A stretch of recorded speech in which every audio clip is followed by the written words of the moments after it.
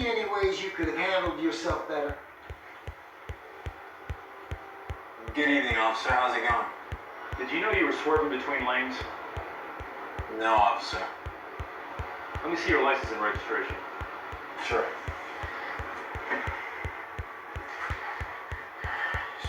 My license? Here's my registration.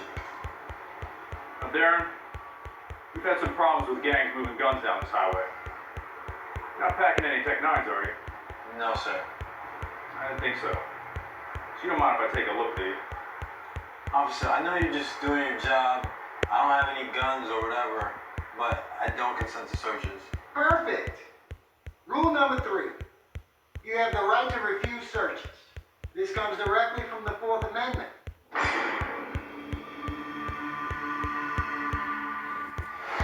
For your 4th Amendment protection to legal...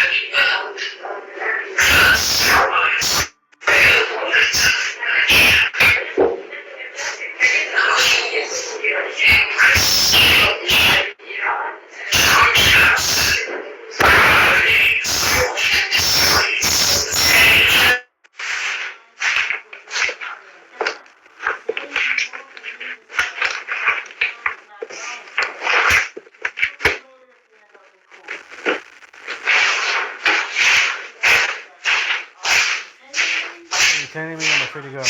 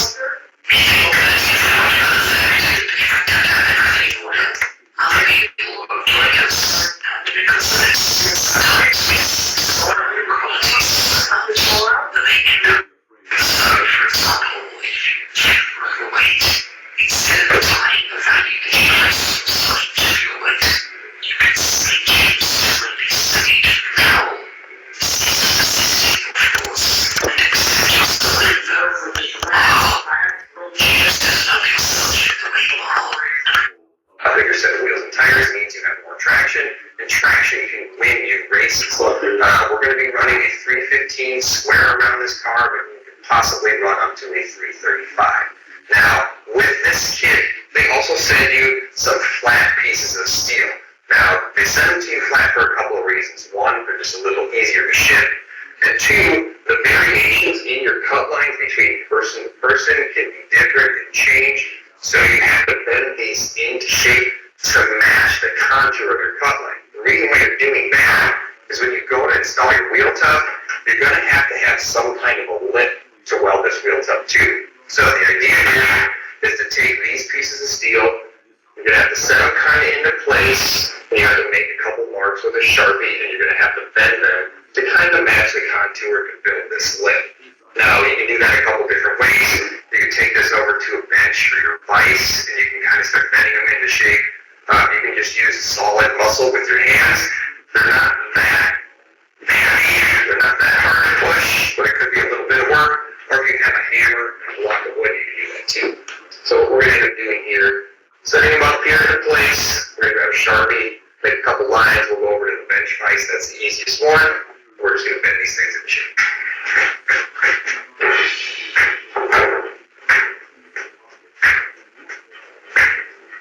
Somewhere in this general area. On some of these bends, you need to sneak up on the radius. So little bends spaced apart evenly will give you a nice sweeping curve.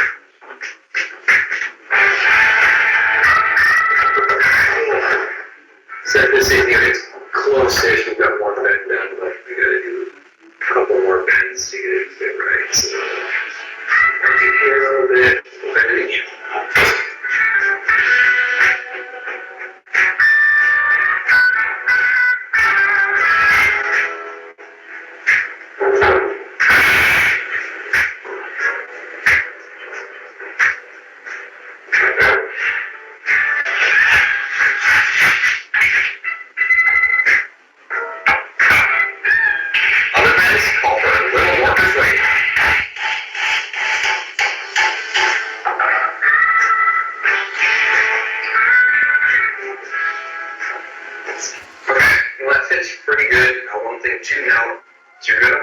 This little flange up a little bit from the floor of the car. The idea here is to mark a line on this big flange, take it off, cut it so it matches the floor contour, and then from there you can weld it in. It'll give you a nice corner joint to weld and give you a good finished look. Now we're not going to be installing these. We're actually not being going to install the inner wheel tubs, and we're going to do that for a couple of reasons. One, we do have a roll cage that needs to get in here, and this is a good access point. Plus, we've got a fuel system to tackle. The third thing is we're going to be doing some suspension work down here, and it's just beneficial to us to keep this all open so we can tackle that a little bit later. So what I'm going to do is just kind of finish the back. I'll create this flange, put a couple bends in it. We'll go ahead and tackle that fuel cell. Before we start building out the roll cage, we need to make sure we have room for our fuel cell. We mock up the best place to accommodate the new tank.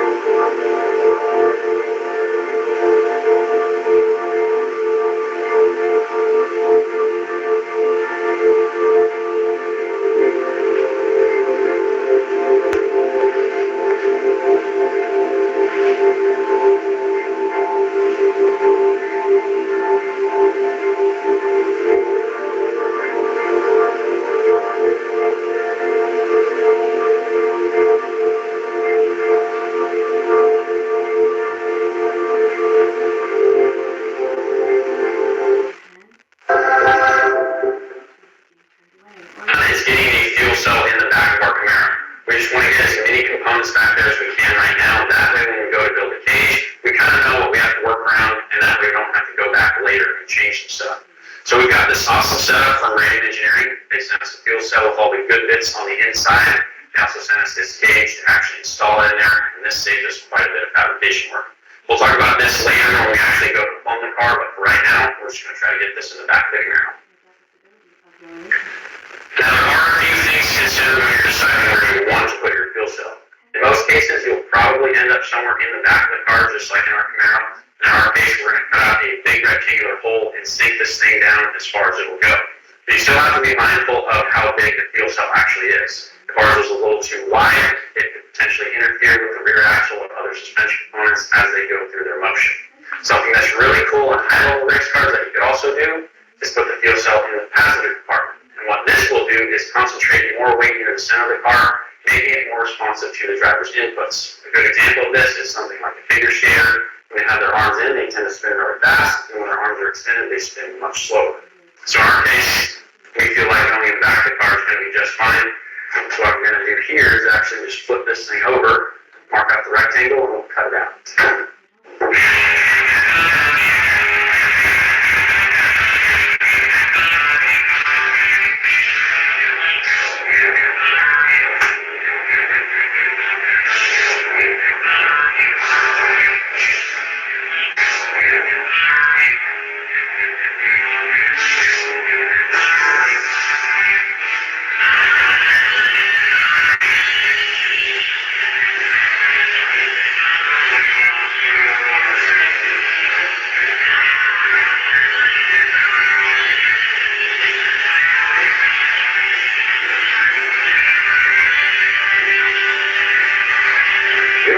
Too precise with the cut here because the fuel cell cage has a nice big flange on it.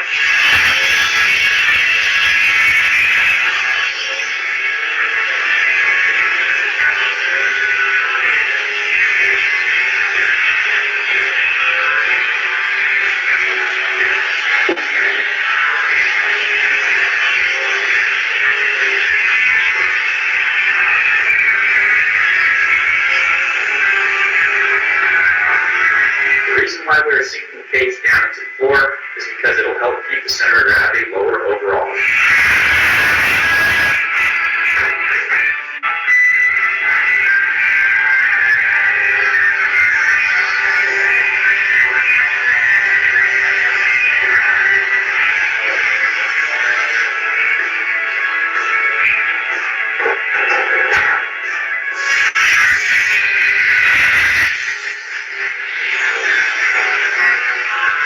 I'll clean up the edges with a grinder before grinding the paint off for future welding.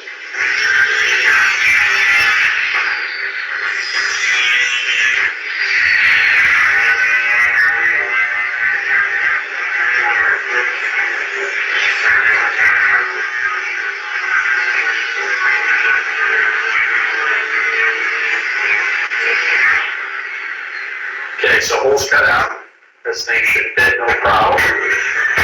And does, however, right now it's not sitting flush with the floor. Because on the bottom here is these tabs. You want to go ahead and set this back in, mark out where these little slots need to be cut them out, and then this thing will sit nice and flat on the floor.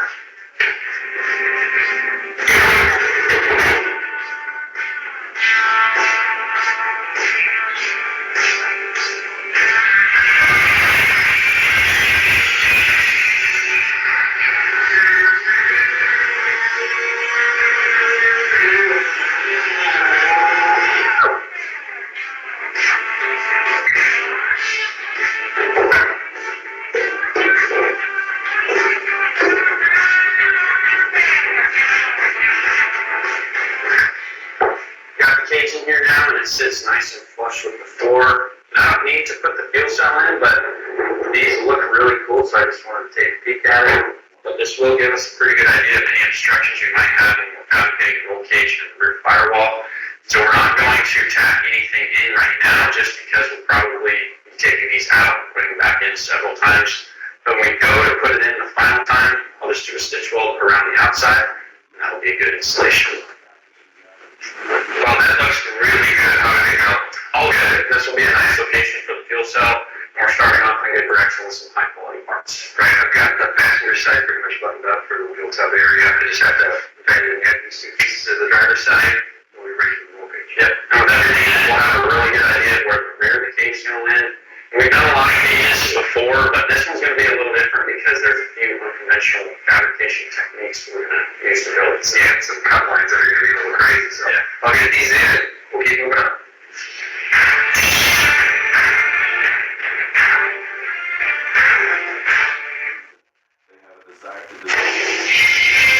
You're watching Power Nation. Today on the Truck Muzzle, we have all the flavors, no matter what you're craving. LS6, Hemi, Boss 429, all coming up right now.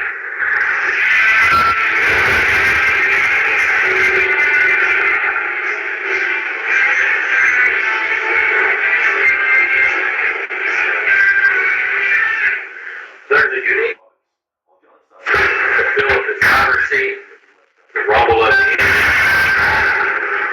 It's quite amazing how it can make you feel like you're on top of the world.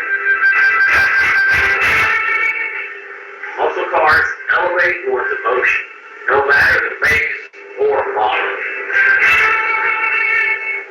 Sitting behind the wheel of a piece of Detroit muscle, out on the open road, is the stuff dreams are made of. This sense leaves you craving for more. And as a result, oftentimes, owning just one isn't good enough. So to satisfy that need, like the sack, become a collector.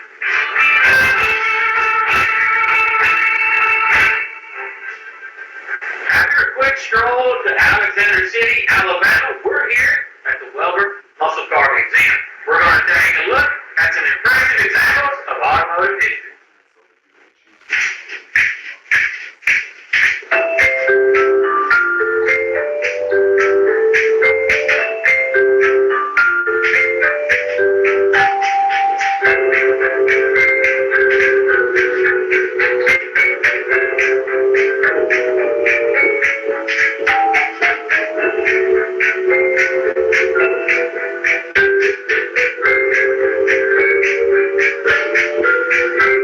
Tim Welber has been collecting cars for quite some time, and saying this collection is impressive is an understatement.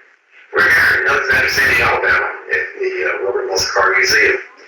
You know the history about the museum. I didn't intend on having a museum when it all started. Pam and I live about 2 blocks down the road. We were going to actually build a building to put our cars in. And this old car dealership came up for sale. And I'm like, whoa, this is a real place to put cars. And so we bought it, remodeled it, came here, and that's why you have the atmosphere, and it feels like you're going back in time when you walk into this old dealership. You'll swear you're in 1970 when you come in here. And I see a lot of people get a lot of smiles thinking, I went back to the dealership just like this and bought my car back in the day. This is our 10th year at the dealership, and it probably took the first 3 years to get it to looking like you see it here. We started off, we got cars in here, then you started getting a few more neons and then a few more true memorabilia pieces from that era.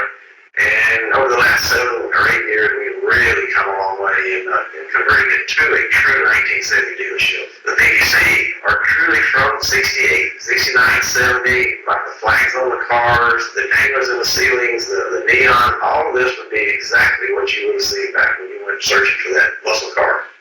The big three make thousands upon thousands of muscle cars. If you're looking to start a collection, you need to make sure that you pick the right one for you.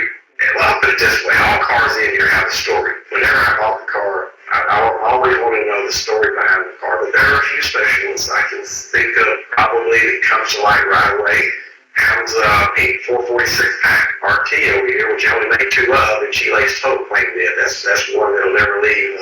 It almost left a few years ago, and I got some pretty sharp words about that. It'll never go back there. I have to say the K&K Dodge that raced in NASCAR, the Grand National Champion in 1970, and then the 28 land speed records. I went with my dad to the Talladega 500 race, and the very first one in that car was racing, and God gosh, I said, that's a race car. It just really imprinted me into the Mopar world when I saw that. And who would have ever thought that I had the opportunity to buy it? Probably the most emotional car I have here would be my dad's 71 Chevy Charger. And I grew up with it.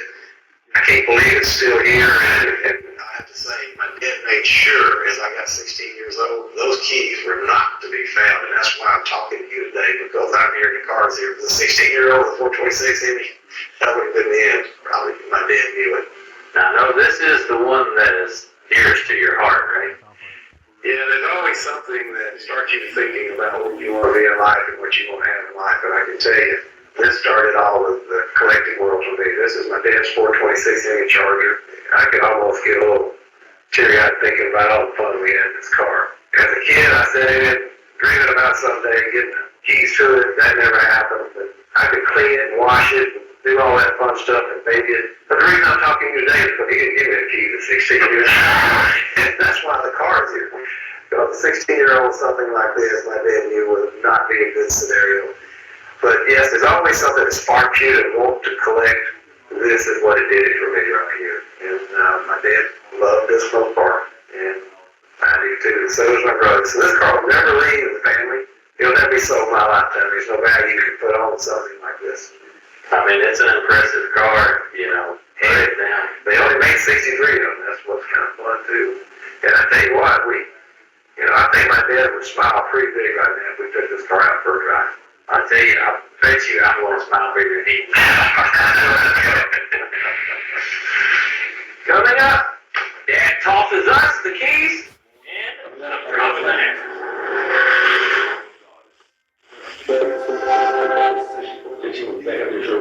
We found you in that.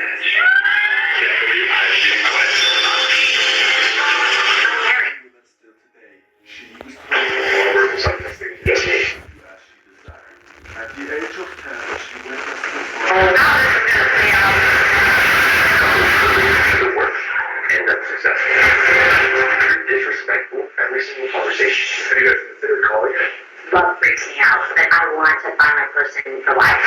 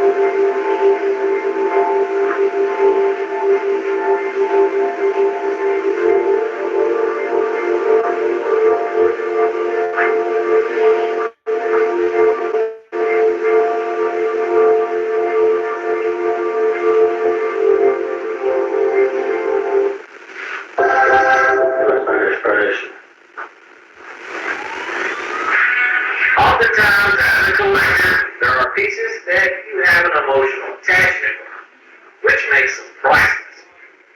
Multiplying that with the being rare, and it takes them to a whole other level. Muscle cars are meant to be enjoyed. With a combination of iconic styling plus heavy performance, this ride would put anyone on cloud nine.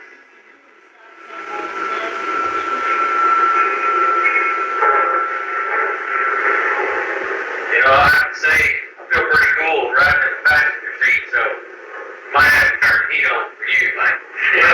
Well, it is a nice fall day in Alabama. What a pleasure to get out in Dad's car and go down the highway. But yeah, there's nothing like a 426 Hemi Charger. What a 63 build. And obviously, is so special to me because this is what started it all.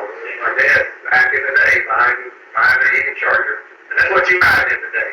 So, sitting in the driver's seat over there, do you get kind of the allure of why your dad bought this car? Oh, yeah. He talked about it a lot. The 71 through 4 Charger was his favorite car of all the racing history because the aerodynamics of this thing is so good. If you look at the grill on it, it's really only about 10 inches tall.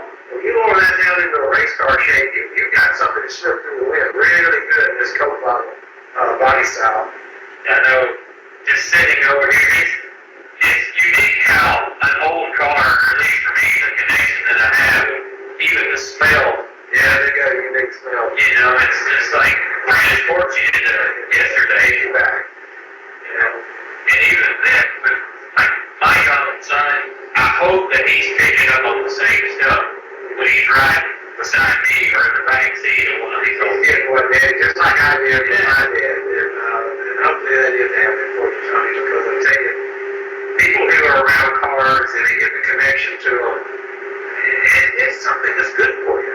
And it makes it, you see how I'm smiling right now driving my dad's Eagle Charger. And all the other cars put a smile on my face too, but this is the one that does most of it for me, man. Yeah, I like it. Let's see if it'll accelerate here. How about that? That's good. Yeah, we went from 55 to about 90 real quick. I like that. I got loud. Yeah. We drank probably a couple gallons of fuel just there. Good old race aviation makes me put up. I'm not gonna lie, my cheeks are kind of hurt. Anyway, we're pulling into a stop here, and you know what? I'm gonna let you drive it back. That's all right. Just a little bit. All right. I got a gate. All right, let's go. Oh my goodness. Oh my goodness. I really am. I'm kind of nervous right now. It's just a car. It's just a car. No, it's not just a car. Well, it is a car. They just happen to have a 426 in it. You don't mind to say a little prayer real quick? I may need to do that. No, you get the feel of an unrestored 1961 Hemi. I get to finish up my door. Yeah. Well, how's it feel over there? It's not therapeutic like I was thinking. Well, you still a little nervous? I'm like, oh, cloud nine. I'm scared of all cars. You know, if something could happen to you, you're driving it right over the wheel. I'm almost thinking about driving school, like 10 and 2. We got this little straightaway here. You'll have to kick into that Hemi a little bit. You'll have to tell me when. All right. Don't blow it up.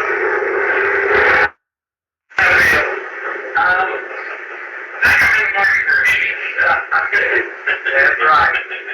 I'm going to hear those big pistons and iron around, and that's just what makes me smile like I am doing right now, which I'm smiling at because they're almost back, and you haven't done anything wrong with the car yet.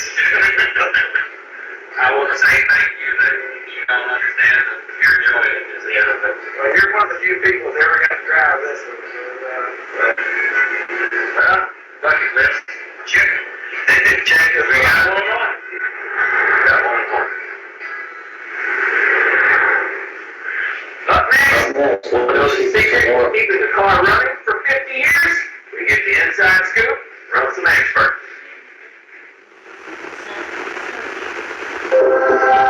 Back to the sugar. Should take me a minute.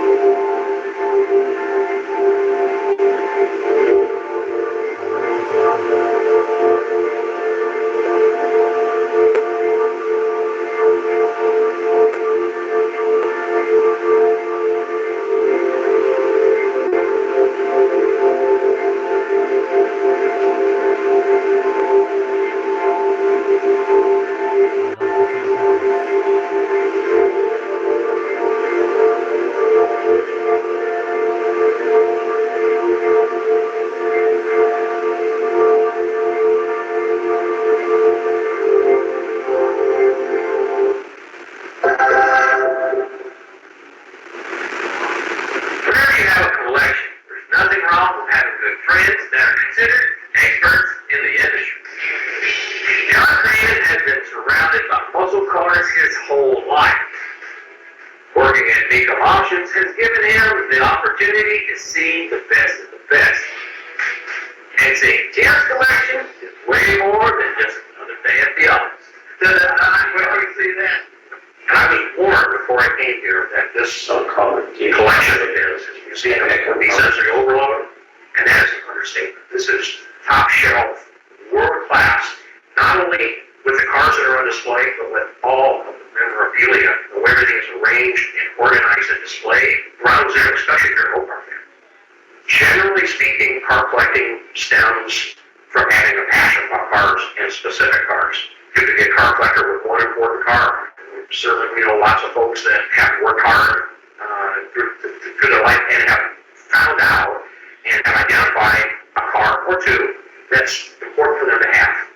And certainly that's what drives the auction business, is folks that really want to either recreate an experience they had with the car as a youngster, or maybe it's a car that they've recently discovered. We find that to be the case as well. So there really is no defining ingredient on what it takes to be a collector, other than a love and a passion, and it becomes a priority in your life that over a period of time may not be the worst place to put a little bit of extra disposable income.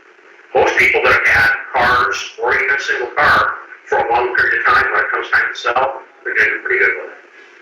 To be the proud owner of vehicles like this, well, isn't all fairy tales and pixie dust. There is some issues that come along with it. Some of the things that are really important that might affect the ability to buy a car or two or more is where you're going to keep it at. You have room in your garage, in your house, you have to run a facility, and so you need to have all that planned out as well. But what's really interesting about the collector car market is the cost of care and feeding on a well-presented car is surprisingly reasonable. These cars are fairly simple. Now, granted, after time, things can wear out, things can start leaking, but generally speaking, it's not going to be really crazy expensive. And maybe one of the big surprises in today's collector car world is how reasonable collector car insurance is.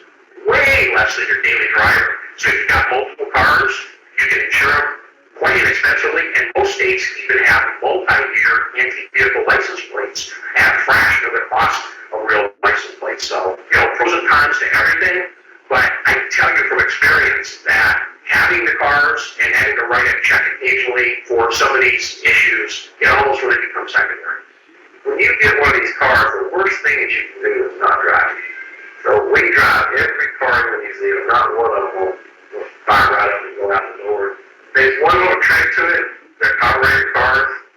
If you can put race fuel, 50% with aviation fuel, and your local airport will sell it to you. We mix it half and half, and we never have carburetor issues. Why? Because race fuel, it goes out clean, and it sits a while. The aviation fuel has preserved in it.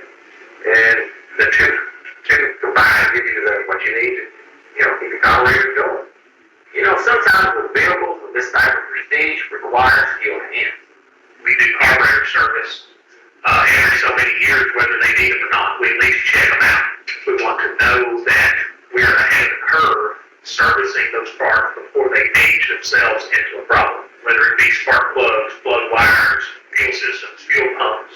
The smaller the amount of fuel in something, the quicker that it can turn bad or evaporate to a point that it dries out the materials in the carburetor or in the fuel pump, whether it be the diaphragm or the accelerator pump. Those things take a toll. Sometimes petroleum products can turn rubber into hardens and contagion, and it cracks and it leaks and it causes problems. So the last thing you want is to have a very nice low mileage car with fuel leak that can potentially cause a fire or dissolve paint, make paint change colors. I mean, there's a lot of things that can happen from that.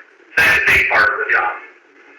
As you get past 4 or 5 cars, you get on up around 60, 70, sort of like where we're at here, it's the time that it takes to keep them all running. And I absolutely pride ourselves in the fact we have no car that will not just drop a battery in and go. So it becomes a time factor as time goes on. Before you get it, you'll find, oh gosh, I got 10 cars and I might have time to drive 5 of them. You might keep that in mind as you grow your collection. You maybe need some help like I am here because it's important to keep these cars running.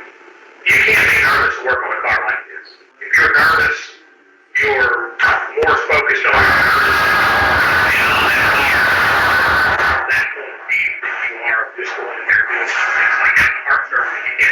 are burned. So therefore, in this case, you can't be nervous. You have to be cautious. You have to be aware of what you're working on. But you can't be scared to fix the car.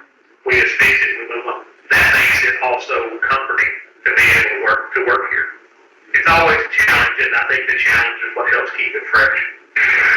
Coming up, if you think car collecting is all about who has the most pink slips, you're in for a surprise.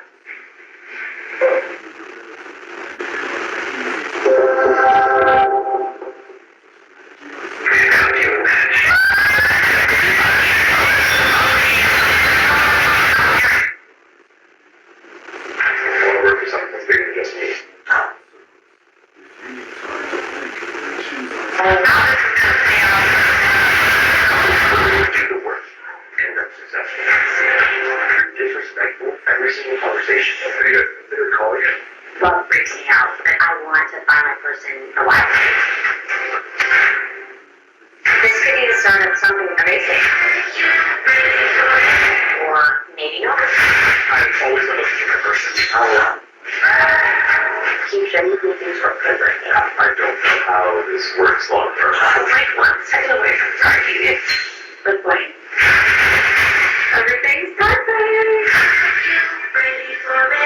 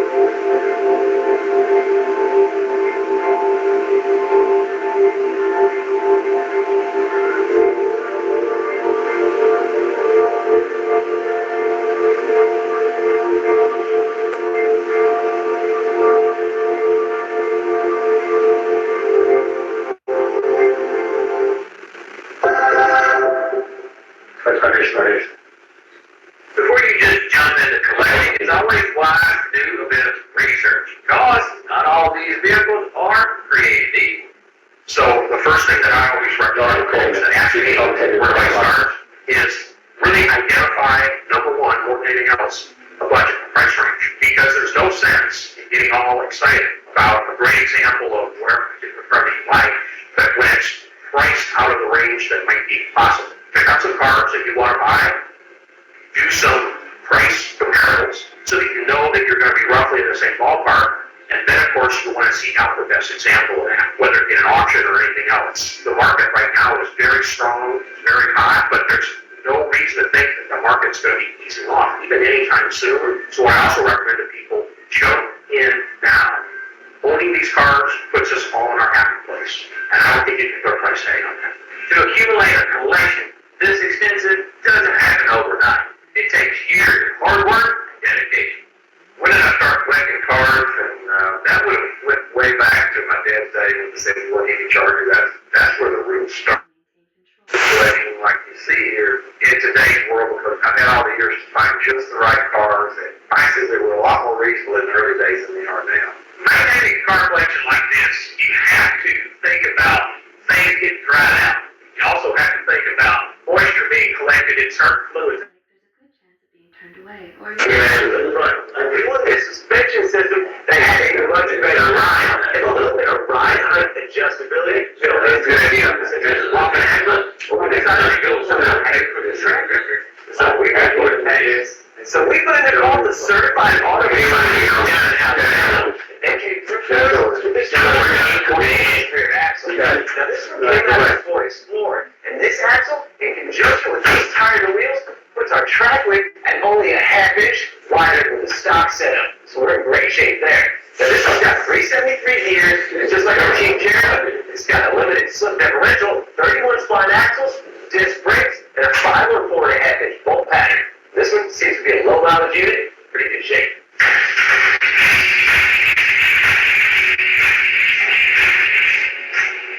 The Ford 8.8 can be found Convics, Mustangs, Rangers, and full-size pickups. So needless to say, they're easy to find and parts are cheap. Now each model has a different track width, so as Ryan said, the Explorer axle fits our application perfectly.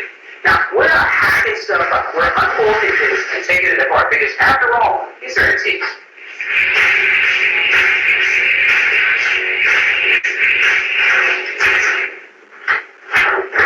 Okay, through the magic of television, we already have the front sheet metal and the engine sitting on the front suspension. That way, we get an accurate representation of where the front ride height actually is.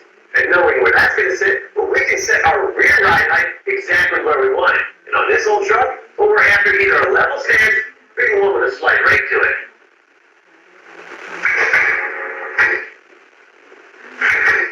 Good. Some more. Right there. Perfect. So with the help of our bubble gauge and a couple of jack stands, we can set the attitude and altitude of our truck. Because after all, it's all about how this thing looks coming down the road. Alright, with the rear half of our frame stripped down and the ride height set about where we want it, we're almost ready to start throwing some parts at that thing. But before we do that, we've got a few brackets to fold up and weld first. Now the kit we're using is a Welder Series triangulated 4-link.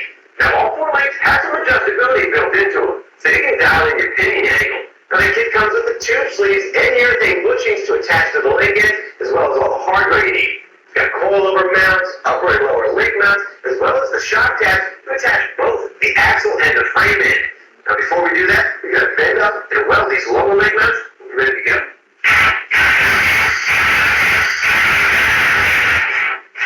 Now once you have the solid block that acts as your coilover attachment point welded in, you can go ahead and fold up both sides to approximately 90 degrees.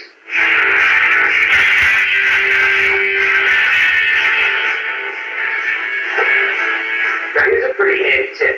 Using a thin piece of cardboard stock as a shim and the link mount bushing center as a spacer, you can weld together the lower link mount and not risk it being too tight together to have it pry it apart to install the link. And with the bracket tacked together, go ahead and install the lower link mount bolt. Now to prevent the sides of the mount from straying apart during the final welding process.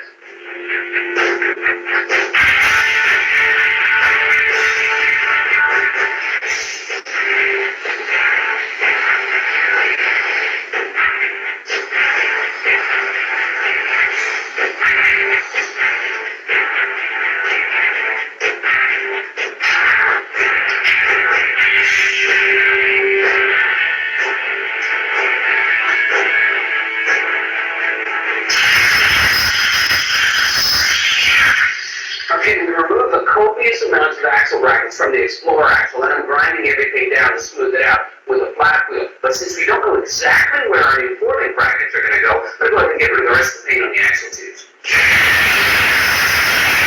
Until it's cleaned up, we're using the original axle location to use as a reference to position our new axle. Now's the time to check and recheck to make sure the axle is located perfectly. And we'll make sure it's dead on square before we set our pinion out. There's 4 inches between the wheels and the frame. Yes, there's 4 inches in between this wheel and the frame. It's still centered. Yeah.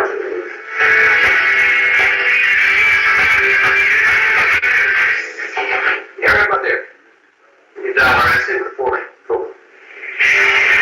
Okay, we'll get our rear axle locked in place. And later, it's how you can turn a single solid color into a custom candy effect. Stay tuned.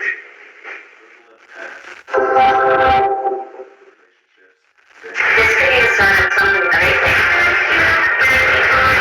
Or maybe not. 5 months of years. This is the truth session. Don't argue with them. This is part of how they trap you. Don't try to help them no matter what they say. Don't But what? Everything's perfect. Ready for it. associating with effective systems.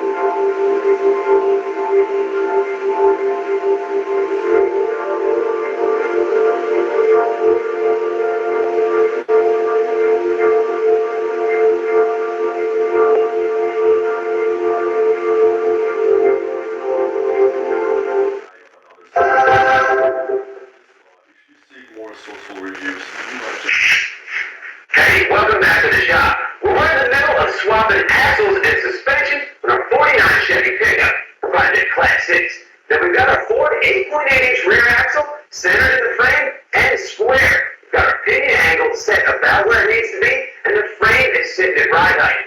Ready to start adding some brackets to this thing. Starting with a measurement of 2 inches inboard the frame, mark the back side of the axle tube using a flow valve. But before you tap weld it on, make sure the link and coilover mount is perpendicular to the ground.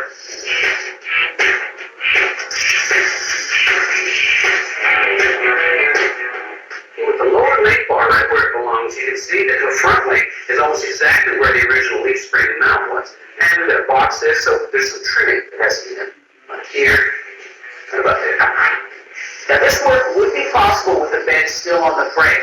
However, the labor involved in pulling the bed on pays dividends big time when it comes to the convenience of working on both sides of the rail and being able to stand flat-footed while you can see everything that you do. Now, Plasma Cutter is a great tool, but if you're going to weld to the areas that you're cutting with the torch, make sure that you grind the slag off for better weld integrity. Now, just like on the front of the truck, we're using cardboard to make a template and transfer it onto 8-inch steel to make our boxing plates. Then, staggering our welds, burning it in. It's up to you whether or not you grind down the weld completely for a nice, finished, show quality look. Like you would leave some flat real estate to weld the frame bracket to. And the first link mount pivot point needs to be about 5 inches below the axle center line.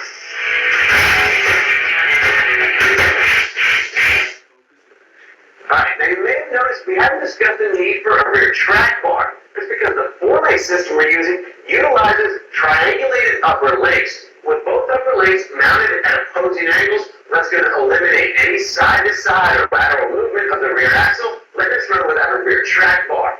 Now the axle end of the upper link just gets installed over the axle tube. The only other measurement we've got to pay attention to is the frame end. We've got to mount it 2 1/8 inches above the rear axle center line. That'll maintain all the correct geometry that the Welder Series suspension has designed into it.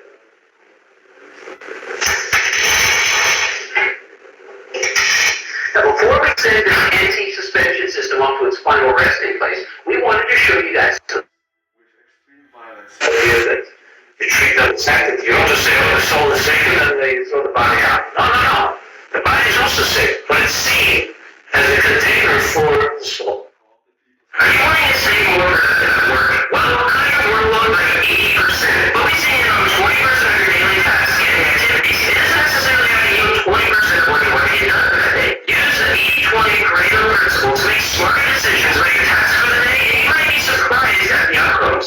So, what is the 80-20 Pareto principle? The 80-20 principle is actually quite simple. It suggests that 20% of your actions or the activities influence 80% of the outcomes. This rule comes from economics. In the late 1800s, Italian economist Vilfredo Pareto observed that 80% of Italy's wealth came from 20% of the population. Allegedly, Vilfredo was inspired by his tea plants in CERN. As he walked through his garden, he noticed that 20% of the plants in the garden grew 80% of the healthiest pods. So while the 80-20 rule can be applied to productivity in your efforts at work, you might see it at work in other areas of your life, including marriage, relationships, marketing, and business, especially sales, and health and nutrition. For example, 80% of a business's revenue may come from only 20% of their customers, and virtually 20% of the employees on a team might bring in 80% of the company's productivity. Recognizing that 20% that influences 80% of your company or relationships outcomes may encourage you to study the behavior or turn your focus into a certain way. Tim Ferriss is a huge promoter of this effect, and uses it to streamline one of his early businesses. It's actually one of the contributing factors that led him to write the book, The 4-Hour Workweek, focusing in on the most productive tasks or goals while helping reduce your workload and find success without as many tasks on your to-do list. This principle can be applied to your goals and increase your overall productivity. So let's take a look at your short-term and long-term goals and think about the intentions behind these goals. How your goals influence other goals that you might have, like the domino effect. Which of these goals are most important in helping you find success? Say you have 5 goals for the year. Focus in on one goal that will have the most impact on helping you find success in the other areas of your life. And make this goal the highest priority for your week, your month, and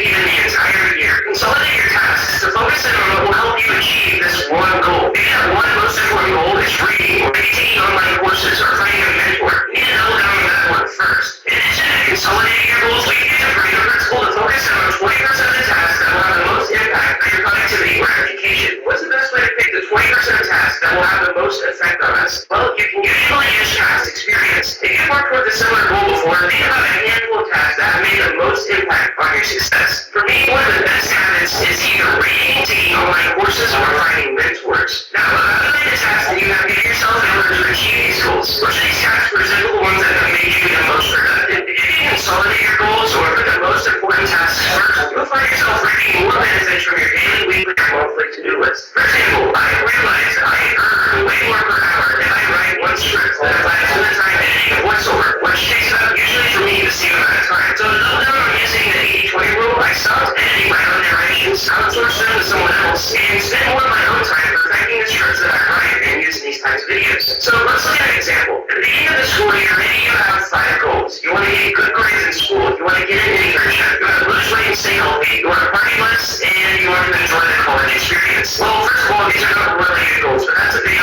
for another topic. That's a lot of goals to keep in mind throughout the year. You have the option of working on all of these goals at the same time, which will might clog up your to-do list with tasks for each goal. So if you focus on one goal using the 80-20 principle, you might realize that your goal to earn high marks in school can have a big influence on the rest of your goals. The commitment to getting good grades can help you also get an internship and help you enjoy college, which might even help you stress less. Staying in and staying active during study breaks can help you achieve your other 2 goals. So let's not forget how easy these goals would be to achieve if we also apply the SMART acronym to it, which you can learn about in another one of my videos. The 80-20 principle can be applied to daily tasks or an entire year of work, but it's just in general a rule. If you have 5 goals on your to-do list, you don't have to eliminate 4 of them. In the example above, you did not eliminate them, but you were able to meet them by focusing on one single goal instead of 5.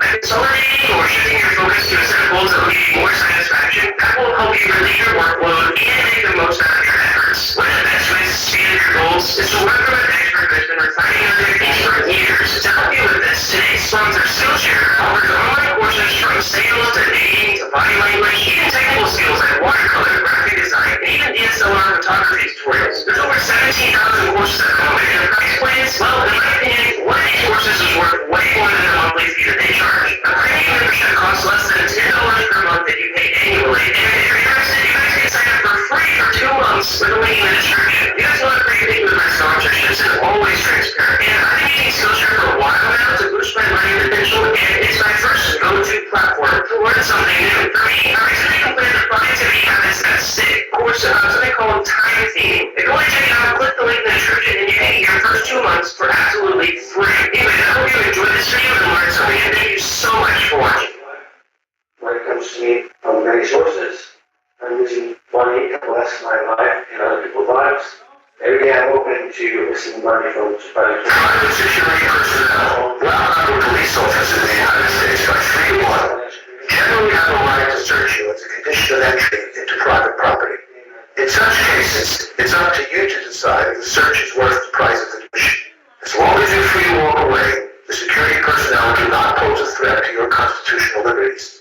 Keep in mind that private security guards can turn any illegal items found on you over to the police. So if security guards ever try to search you after you've entered a club or concert venue, for example, do not consent and insist on leaving the premises immediately. We're introducing ourselves to the tenants of our new home safety program.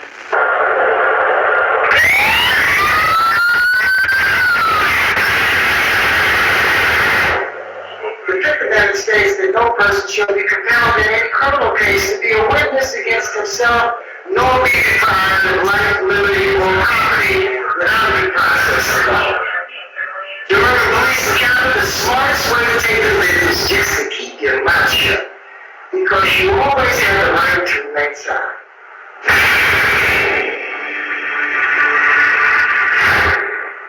We'll talk in a minute about how this works. In all criminal prosecutions, the accused shall enjoy the right to have the assistance of counsel for his defense.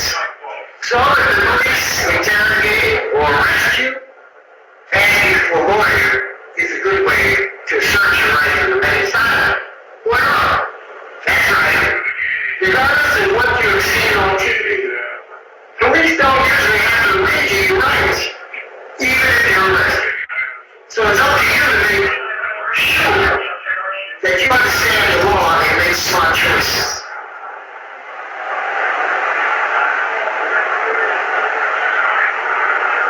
The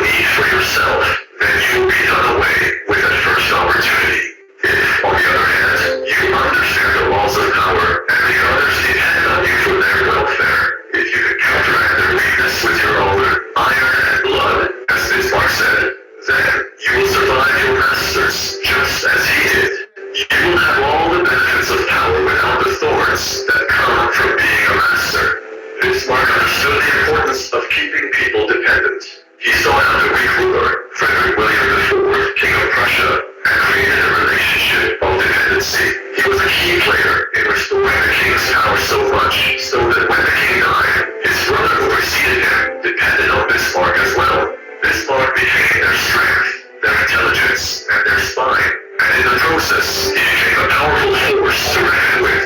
He was the man behind the throne, calling the shots. 10 ways to manipulate power. 1. Do seek out weak people in power. Seeking out those already in power is foolish. They will swallow you up and spit you out. They do not need anything from you to get people to do as you wish without force or hurt. If you have to bully someone into doing what you want, that is not power. The key is making the person believe that your services are needed, and without you, they will be completely lost. 3. Enmesh yourself in the work of your superior. By doing this, your superior knows that to get rid of you is futile. They cannot afford to train another without losing time and a lot of money. 4. Possess a talent and creative skill that simply cannot be replaced. People will think twice before getting rid of you, because to get rid of you may spell disaster or even death. 5. Create a situation in which you can always latch on to another patron. This just simply means you have other places that will welcome your skills and talents in your sites. Your employer knows that they cannot easily find another worker with your particular talent, so they will jump hoops to keep you in their employ. 6. Have the appearance of specialized knowledge and skill. This gives you leeway in your ability to deceive those above you into thinking they cannot do without you. It is always in your power to make your skills indispensable. 7. Wrap yourself around the source of power. You have placed yourself in a position that to cut you away would cause great trauma. You do not necessarily have to entwine yourself around the superior. Another person will do, as long as he or she too is indispensable in the chain. 8. Use the secret intelligence tactic. By knowing people's secrets, you seal your position with them. The downside to this is that the paranoia and insecurity that the power that it provides cancels itself out. What good is power without peace? 9. Do not imagine your superior's dependence on you will make them love you. It is more than likely that they resent and fear you, which is better than they fear the consequences of losing you, rather than out of love for your company. 10. Better to place yourself in a position of mutual dependence. The weakness of making others depend on you is that you are in some measure dependent on them. Although this is true, you will not have the unbearable pressure of being on top, and your superior will in essence be your slave, for he will depend on you. Louis XI, the great spider king of France, once asked his astrologer to tell his own fate, and how long he had vexed because he had planned to kill the astrologer that day, fearing the astrologer had killed people to prove his forecasting, or that his might in astrology was real and therefore dangerous in of itself. The king spared his wife, looked after him, gave him gifts, and even had several doctors check his health to ensure he would live as long as possible. The astrologer actually survived the king by several years, proving his mastery of power. Well, I would assume somebody in that leadership. Businesses in small towns grow more than 30% selling on Amazon, like planetary design coffee. Customers across the country. Big price. You do. Small businesses grow on Amazon.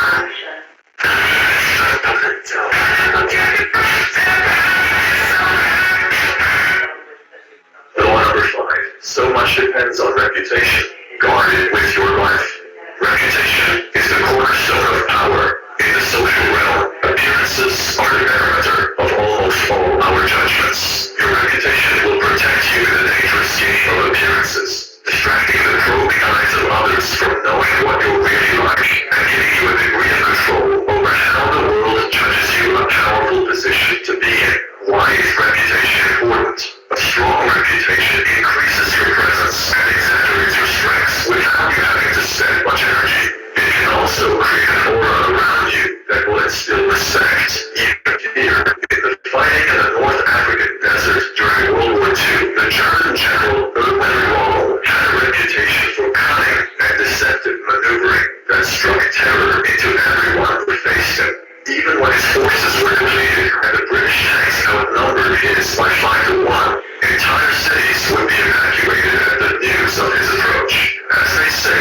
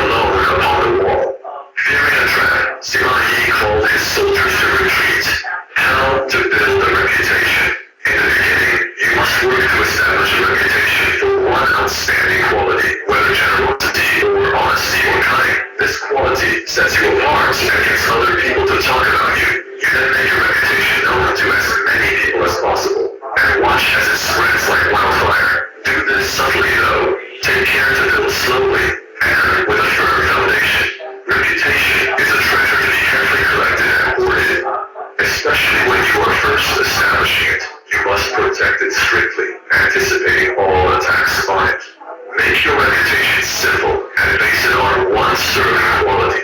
This single quality, efficiency, say, or seductiveness becomes a kind of calling card that announces your presence and places others under a spell. A reputation for honesty will allow you to practice all manner of deception. Casanova used his reputation as a great seducer to pave the way for his future conquests. Women who had heard of his powers became immensely curious and wanted to discover for themselves what had made him so romantically successful. We'll cover 4 ways to safeguard and grow your reputation. Never appear desperate in your self-defense against the slander of others. Do not let yourself get angry or defensive at the slanderous comments of your enemies. It reveals insecurity, not confidence in your reputation. Take the high road instead, and never appear desperate in your self-defense. Number 2, sow doubt and spread rumors about your rival. An attack on another man's reputation is a potent weapon, particularly when you have less power than he does. He has much more to lose in such a battle, and your own thus far small reputation gives him a small target when he tries to return your fire. P.T. Barnum used such campaigns to great effect in his early career, but this tactic must be practiced with skill. You must not seem to engage in petty vengeance. If you do not break your enemy's reputation cleverly, you will inadvertently ruin your own. Even if they deny it, people will still be wondering why they are so defensive. Barnum used his tactics to ruin his competition's Peel's reputation by sowing doubts about Peel's museum stability and solvency. Doubt is a powerful weapon. Once you let it out of the bag with insidious rumors, your opponents are in a horrible dilemma. On the one hand, they can deny the rumors, even prove that you have slandered them, but a layer of suspicion will remain. Why are they defending themselves so desperately? Maybe the rumor has some truth to it.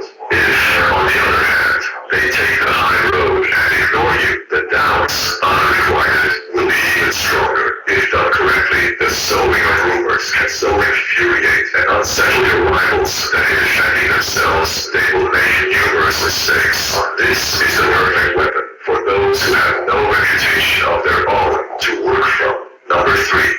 If you go too far in attacking another's reputation, it draws more attention to your wrongfulness than to the person you are slandering. Thomas Edison, considered the inventor who harnessed electricity, believed that a workable system would have to be based on direct current. When the Soviet scientist Nikola Tesla appeared to have succeeded in creating a system based on alternating current, Edison was furious. He determined to ruin Tesla's reputation by making the public believe that the AC system was inherently unsafe. Tesla, irresponsible in promoting it. To this end, he captured all kinds of household pets and electrocuted them to death with an AC current. When this wasn't enough, in 1890, he got New York State prison authorities to organize the world's first execution by electrocution using an AC current. But Edison's electrocution experiments had all been with small breaches. The charge was too weak, and the man was only half killed. In perhaps the country's crudest state-authorized execution, the procedure had to be repeated. It was an awful spectacle. Although, in the long run, it is Edison's fame that has survived. The time his campaign damaged his own reputation more than Tesla's, he backed off. The lesson is simple. Never go too far in attacks like these, for that will draw more attention to your own wrongfulness than to the person you're slandering. Number 4. Use humor or gentle mockery at your rival's expense. When your own reputation is solid, use subtler tactics such as satire and ridicule to weaken your opponent while making you out as a